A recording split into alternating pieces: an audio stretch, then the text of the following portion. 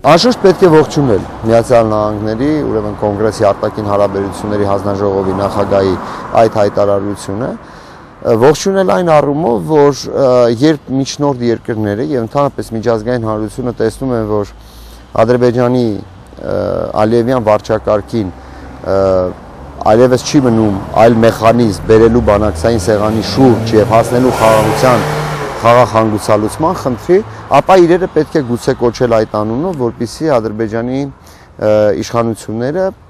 Իլհամ Ալիևը որպես այդ երկրի ղեկավար հասկանան, որ ինչ որ պահի նաև միջազգային միջնորդների համբերությունը կարող է սպառվել, միջնորդ երկրները ավելի պետք է վերաիմաստավորեն իրենց այդ պահվածքը, արդյոք այդ ուղերձը adekvat ընկալվում է Բաքվի կողմից, եւ եթե չի ընկալվում, ապա ինչպես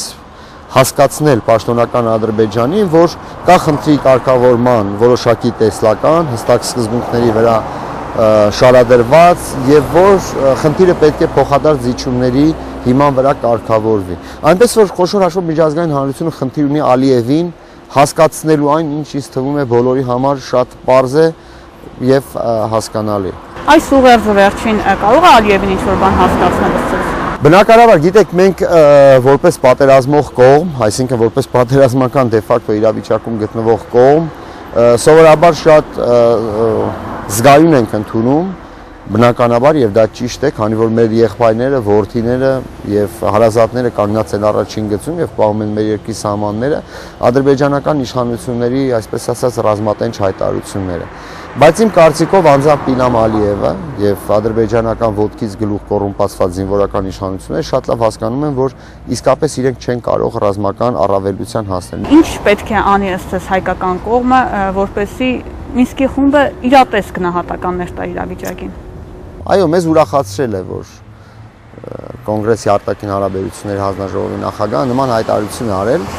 որը ճշմարտության արձանագրում է ընդամենը։ Բայց մենք պետք է հասկանանք, որ Մինսկի խմբի գործառույթը ոչ թե մեզ համար զգացմունքային առումով դուրեկան գնահատականներ հնչեցնելն է, այլ մեր ակնկալիքը Մինսկի խմբի համանախագահությունից խնդրի խաղաղ կարգավորմանը հասնելն է։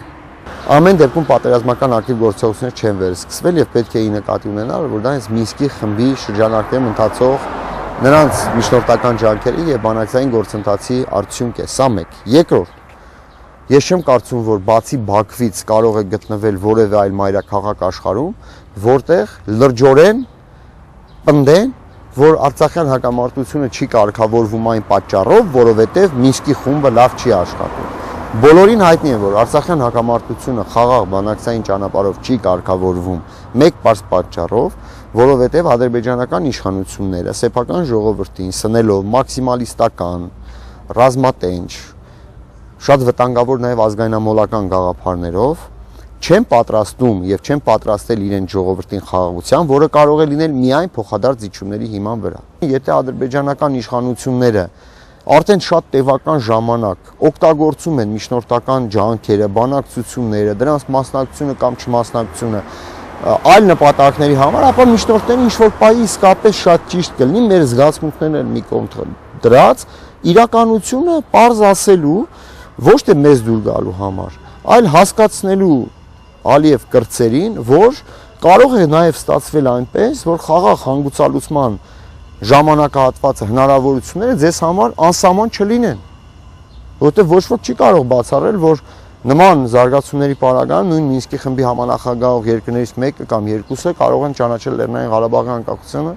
եւ դրանով իսկ խոշոր հաշվով խաղաղ բանակցային ճանապարհը արդեն